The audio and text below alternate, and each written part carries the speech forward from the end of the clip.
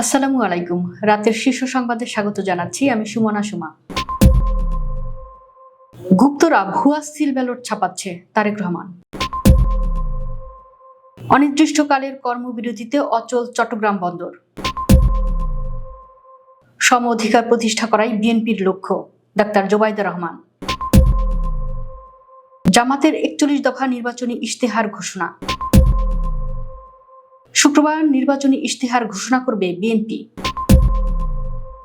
সারা দেশে নির্বাচনের দায়িত্ব পালনে ১০৫১ নির্বাহী ম্যাজিস্ট্রেট নিয়োগ। সারা দেশে বাণিজ্যিক আদালত গঠন, ঢাকা মহানগরে ৩টি। নারায়ণগঞ্জ বিএনপির প্রার্থী দীপুকে সমর্থন দিয়ে নির্বাচন থেকে সরে দাঁড়ালেন স্বতন্ত্র প্রার্থী। কুষ্টিয়ায় জামাত বিএনপির সংঘর্ষ, আহত ৭। জামালপুরে স্কুলে বোরখা পরিহিত কিশোর আটক। নেপালকে হারিয়ে ফাইনালে বাংলাদেশ। অনলাইন গেমে আসক্তি, বাসা থেকে লাফিয়ে ৩ বোনের আত্মহত্যা। শুনছিলেন শিরোনাম, এবার বিস্তারিত। বিএনপি চেয়ারম্যান তারেক রহমান বলেছেন, গত কয়েকদিন ধরে বিভিন্ন পত্র পত্রিকায় খবর দেখতে পাচ্ছি যারা নতুন জালিম হিসেবে আবির্ভূত হয়েছে, যাদেরকে বাংলাদেশের মানুষ গুপ্ত হিসেবে চেনে, তাদের লোকজন বিভিন্ন জায়গায় ভুয়া সিল ছাপাচ্ছে। বুধবার বেলা ১:১টার দিকে বরিশাল নগরের বাঁধ রোডের বেলস পার্কের নির্বাচনী জনসভায় তিনি এসব কথা বলেন। তিনি বলেন, আমরা শুনতে পাচ্ছি তাদের পরিচিত যেসব প্রেস আছে সেখানে তারা ব্যালট পেপার ছাপাচ্ছে, যেটি তারা পকেটে করে নিয়ে যাবে। শুধু তাই নয়, আমরা দেখেছি তারা বিভিন্ন জায়গায় গিয়ে নিরীহ মা বোনদের কাছ থেকে এনআইডি নাম্বার নিচ্ছে, বিকাশ নাম্বার নিচ্ছে। এই গুপ্তের দল, এই জালেমদের দল বলছে তারা নাকি সৎ মানুষের শাসন কায়েম করবে। বিএনপি চেয়ারম্যান বলেন, আরে ভাই, আপনারা তো নির্বাচনের আগে জাল ব্যালট ছাপাচ্ছেন। নির্বাচনের আগেই তো আপনাদের লোকজন মা বোনদের এনআইডি নাম্বার নিয়ে যাচ্ছে, বিকাশ নাম্বার নিয়ে যাচ্ছে। প্রথমেই তো আপনারা অনৈতিক কাজ দিয়ে শুরু করছেন। অনৈতিক কাজ দিয়েই তো মানুষের ভোটকে প্রভাবিত করতে চাচ্ছেন। শ্রমিক ও কর্মচারীদের অনির্দিষ্টকালের কর্মবিরতির কারণে দেশের প্রধান সমুদ্র বন্দর চট্টগ্রাম বন্দর পুরোপুরি অচল হয়ে পড়েছে। নিউমুরিং কন্টেইনার টার্মিনাল এনসিটি সংযুক্ত আরব আমিরাত ভিত্তিক প্রতিষ্ঠান ডিপি ওয়ার্ল্ডকে ইজারা দেওয়ার সরকারি উদ্যোগের প্রতিবাদে মঙ্গলবার সকাল থেকে এই কর্মবিরতি শুরু হয়, যা বুধবার পর্যন্ত অব্যাহত রয়েছে। কর্মবিরতির ফলে বন্দরের জেটিতে পণ্য ওঠানামা, ইয়ার্ড থেকে কার্গো ডেলিভারি, জাহাজের আগমন ও বহির্গমন সহ সব ধরনের কার্যক্রম সম্পূর্ণ বন্ধ রয়েছে। চট্টগ্রাম বন্দর রক্ষা ঐক্য পরিষদের সমন্বয়ক মোহাম্মদ হুমায়ুন কবির বলেন, সুপ্রিম কোর্টের নির্দেশ উপেক্ষা করে সরকার চুক্তি সইয়ের প্রক্রিয়া এগিয়ে নিচ্ছে। এই অবস্থায় আন্দোলন চালিয়ে যাওয়া ছাড়া তাদের আর কোনো বিকল্প নেই। সরকার চুক্তি বাতিল না করা পর্যন্ত কর্মবিরতি অব্যাহত থাকবে বলেও জানান তিনি। আন্দোলনের পঞ্চম দিনে বুধবার সকাল থেকে বন্দরের জেটি ও ইয়ার্ড ছিল জনশূন্য। মানুষ ও যানবাহনের কোনো চলাচল দেখা যায়নি। বন্ধ ছিল সব শেড ও অফিস। ভেদাভেদের আগে সমতা এবং সবার জন্য সমান সুযোগ নিশ্চিত করাই বিএনপির লক্ষ্য বলে জানিয়েছেন দলটির চেয়ারম্যান তারেক রহমানের স্ত্রী ডাক্তার জোবাইদা রহমান। তিনি বলেন, আপনাদের সমস্যা অনেক, আমাদের সবারই সমস্যা আছে, কিন্তু সঠিক পরিকল্পনা থাকলে এই সমস্যাগুলোর সমাধান করা সম্ভব। বুধবার ত্রয়োদশ জাতীয় সংসদ নির্বাচন ২০২৬ উপলক্ষে রাজধানীর হাতির ঝিলে আয়োজিত এক মতবিনিময় সভায় প্রধান অতিথির বক্তব্যে তিনি এসব কথা বলেন। ডাক্তার জোবাইদা রহমান বলেন, বিএনপির রাজনীতি হলো সুষ্ঠু পরিকল্পনার রাজনীতি। এখন আমাদের গৌরবের নতুন সূর্যোদয়ের সময়। আমরা বিশ্বাস করি, আমার আগে আমরা, আমাদের আগে দেশ, ক্ষমতার আগে জনতা, সবার আগে বাংলাদেশ। তিনি বলেন, আমরা দিতে চাই শ্রমের মর্যাদা, মেধার মূল্যায়ন, মেধাভিত্তিক চাকরি এবং ন্যায়ভিত্তিক অধিকার। শোষণের আগে অধিকার, এই নীতিতেই আমরা বিশ্বাস করি। ডাক্তার জোবাইদা রহমান আরও বলেন, বিএনপি এমন একটি সমাজ ও রাষ্ট্র গঠন করতে চায় যেখানে নেতার আগে জনতা, করব কাজ, গর্ব দেশ, সবার আগে বাংলাদেশ। এই লক্ষ্য বাস্তবায়নে আমাদের সবাইকে একসাথে কাজ করতে হবে। আসন্ন জাতীয় সংসদ নির্বাচনকে সামনে রেখে নিজেদের নির্বাচনী ইশতেহার ঘোষণা করেছে বাংলাদেশ জামাতে ইসলাম। রাষ্ট্র গঠনের নীতিগত অবস্থানের অংশ হিসেবে দলটি রাষ্ট্র পরিচালনার সকল ক্ষেত্রে ইসলামের মৌলিক নীতিমালা অনুসরণের অঙ্গীকার ব্যক্ত করে বাংলাদেশ জামাতে ইসলামী ৪১ দফা নির্বাচনী ইশতেহার ঘোষণা করেছে। বুধবার সন্ধ্যায় রাজধানীর হোটেল শেরাটনে ২৬টি বিষয়কে প্রাধান্য দিয়ে জামাতে ইসলামীর দল ৪১ দফা নির্বাচনী ইশতেহার ঘোষণা করেন। ত্রয়োদশ জাতীয় সংসদ নির্বাচন সামনে রেখে আগামী শুক্রবার নির্বাচনী ইশতেহার ঘোষণা করতে যাচ্ছে বিএনপি। বুধবার সন্ধ্যায় দলটির মিডিয়া সেলের আহ্বায়ক অধ্যাপক ডাক্তার মওদুদ হোসেন আলমগীর পাভেল এ তথ্য জানিয়েছেন। এর আগে দলটির কেন্দ্রীয় নির্বাচন পরিচালনা কমিটির মুখপাত্র ও বিএনপি চেয়ারম্যানের রাজনৈতিক উপদেষ্টা মাহদি আমিন সংবাদ সম্মেলনে বলেছেন, আমরা ইতোমধ্যে ইশতেহারের কাজ গুছিয়ে এনেছি।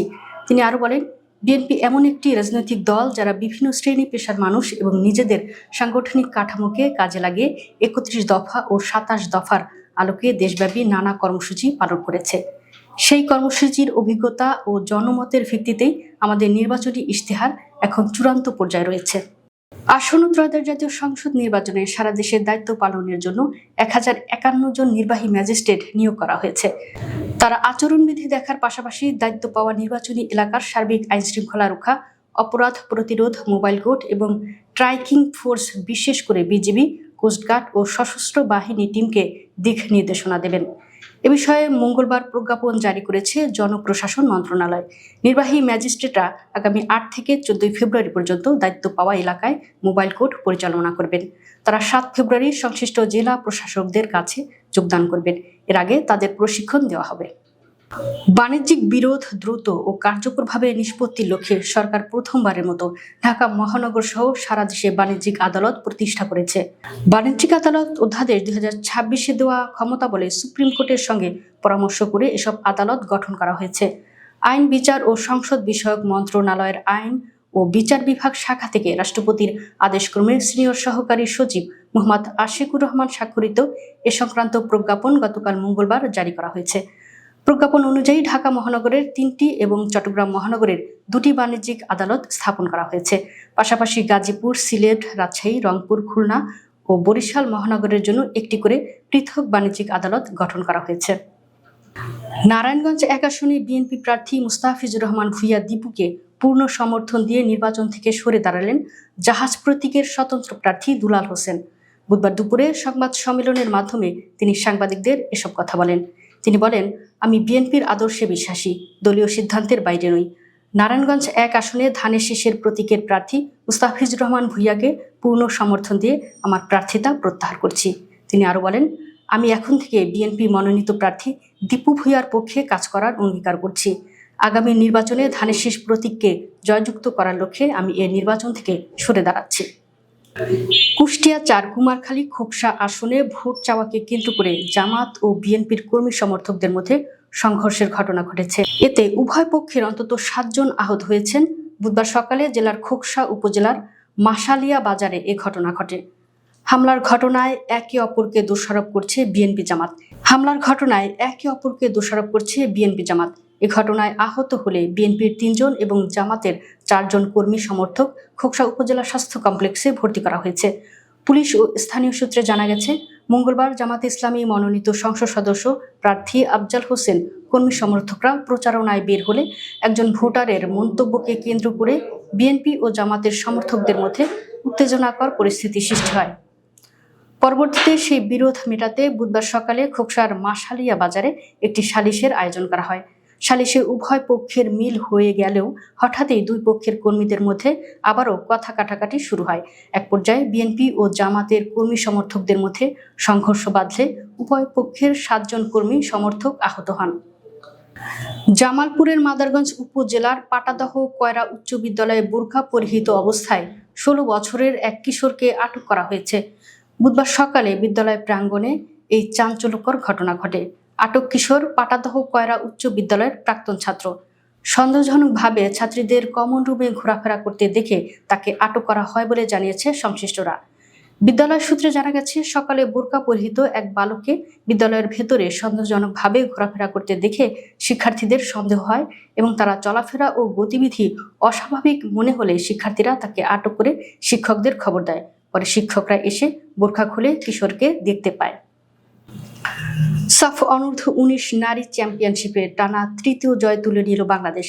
গ্রুপ পর্বে আজ নিজেদের শেষ ম্যাচে স্বাগতিক নেপালকে ৪-০ গোলে হারায় পিটার বাটলারের শিষ্যরা। বাংলাদেশের হয়ে হ্যাটট্রিক করেন আলপি আক্তার, আরেকটি গোল করেন প্রতিমা মুন্ডা। গ্রুপ পর্বে নিজেদের সবকটি ম্যাচ জিতে ৯ পয়েন্ট নিয়ে ফাইনালে পা রাখল বাংলাদেশ। অনলাইনে গেমে আসক্তি, বাসা থেকে লাফিয়ে ৩ বোনের আত্মহত্যা। ঘটনাটি ঘটেছে ভারতে। দেশটির উত্তর প্রদেশ রাজ্যের গাজিয়াবাদে এই মর্মান্তিক ঘটনা ঘটে।